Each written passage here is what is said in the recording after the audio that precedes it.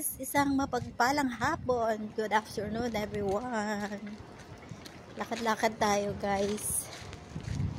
So, punta tayo ng pharmacy. Punta ako ng pharmacy guys. Lakarin ko lang. Kasi medyo malapit lang man din. Ayan. Medyo mahangin. Mahangin ngayon. Kaya yung buhok natin pupunta tayo dahil may nag-message sa atin ng ating supply. So we have monthly supply prescription galing sa health center. So dito sa aking pinagtatrabahuhan, kapag mayroon ka ng maintenance, monthly na yan ina-update sa SMS, sa message ng sa SMS na andyan na yung supply na binibigay nila. O di kukunin ko na siya ngayon guys. Yung message dumating nung last week pa. Lagi akong lagi akong nakakalimot. So ngayon, sadyain ko na talaga siyang lakarin para hindi ko na makalimutan. Kaya ayaw ko na ubos na yung aking stock bago pa ako magalaw. O, ayan na. So dito tayo sa shortcut guys. Yan o, shortcut guys. So may mga shortcut din man dito guys. Kala nyo sa Pilipinas lang uso ang shortcut. Ayan.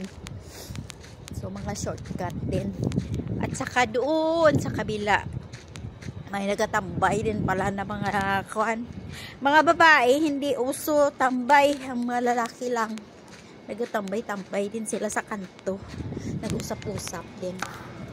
Ay may makakasalubong tayo na tatay. Ayan. So hindi natin alam saan yan. Salubong natin siya. So, ayan na. Dito tayo sa shortcut. Oh, medyo malayo-layo, no? Medyo malayo-layo ang ating lakad. Pero, it's worth. Shortcut lang lagi. Ang nagturo sa akin ito yung alaga akong panganay, alaga ko na panganay ng anak ng amo ko. Minsan niya lang ako tinuruan, pero nakuha ko din. Nakuha ko rin yung pan. Ay, maraming pan, oh. Maraming mga bata naglalaro. Wala kasing pasok, guys. Kaya nakakalabas sila. Oh, buti naman, maraming mga bata. Oh. Yan, samahan nyo ako kay Ikwan. Medyo wato aking lakad. Masarap maglakad guys, kaya mahangin. Leads to airy and berge.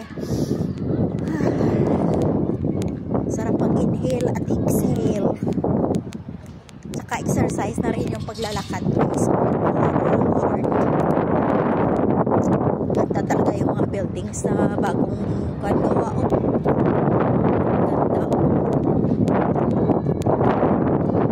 So pag dito na malayo sa supermarket, walang supermarket dito banda.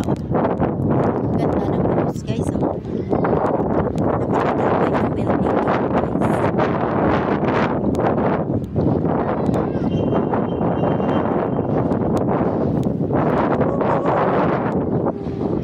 Ganyan tayo. Yan lang muna guys. Itipirin natin yung baterya ng phone natin. Hindi ako naka-charge ng full. Kaya cut muna natin